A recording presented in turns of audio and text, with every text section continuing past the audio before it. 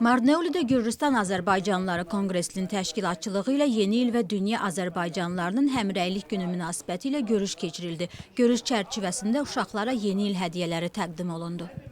Bugün biz Gürcistan Azərbaycanlıları Konqresi olaraq həm qarşıdan yeni ili qarşılamaq, qarşıdan gələn yeni ili qarşılamaq üçün toplaşmışıq. Həm də 31 dekabr Dünya Azərbaycanlılarının Həmrəylik gününü bir daha həmrəy olmağa çalışdıq bugün.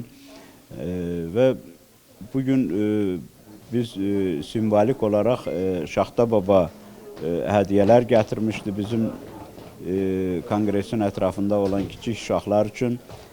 Onları təbrik elədik, onlara hədiyyələr verdik, bayram payları verdik və çalışdıq ki, uşaqlar üçün yadda qalan olsun. Və burada həm Azərbaycan xalqının, həm Gürcü xalqının təmsilçiləri iştirak edirdi. Bugün hamımız birlikdə bu gözəl günü qeyd elədik.